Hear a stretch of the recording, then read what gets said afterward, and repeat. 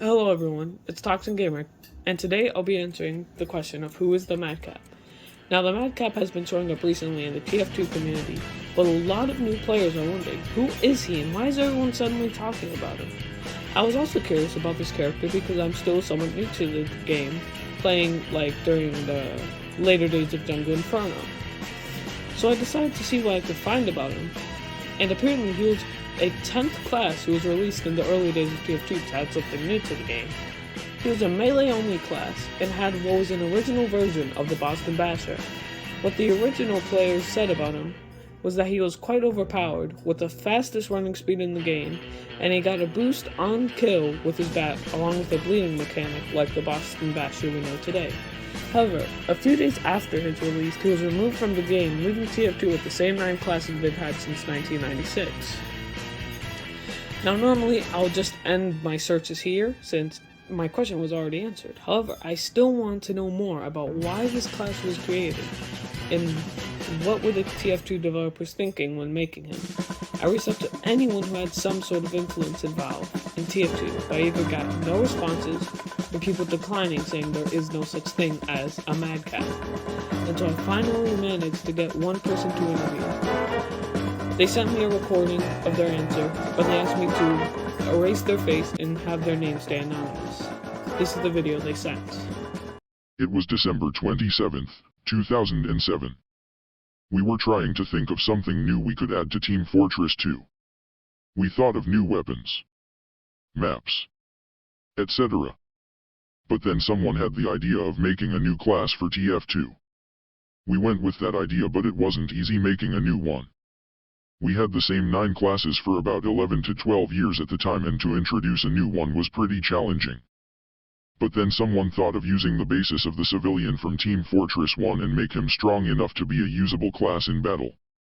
So we gave him a bat that causes bleeding on hit and speed boost on kill, as well as giving him the fastest speed out of all the other classes. We thought this was balanced since he was very close range, but after a few days we realized that adding the new class was a mistake. The reason for this was that he was too fast for a lot of players to hit, and his melee weapon was very overpowered compared to the others. The only counter to him was Pyro, which left there being only 2 good classes instead of the 9 classes we had before. A lot of players from the original Team Fortress were met at this new addition, and a lot of new players flocked to the madcap instead of trying out the other ones. Instead of spending the time reworking him, we decided the best thing to do was remove him and keep the other 9 classes we always had. After this we then decided to split his weapon into 2, being the Big Earner and the Boston Basher, and it's been that way ever since. In conclusion, the madcap was a short-lived Team Fortress class who wasn't more balanced and had to be removed from the game to fix it. However, despite the hate that the class had in the early days of TF2, part of the community actually wanted him to be at least referenced in the game.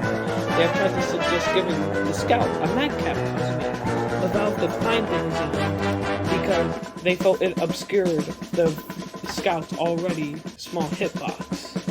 But with how some cosmetics do that, like the corpse carrier, it just seems like Valve just doesn't want to be associated with their original blunder.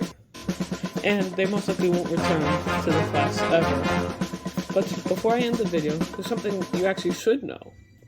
We don't have any real idea of what the madcap looks like. Because he was added so short in the game and removed so fast, there wasn't enough time to make any sort of promotional art for him. So all the images were made off of fan-based memory, and this is why the Scout cosmetic design and some other designs look so different. Valve also haven't released any sort of concept art, most likely wanting to erase the madcap from their history. But aside from that, that's it for today's video. Goodbye, friends.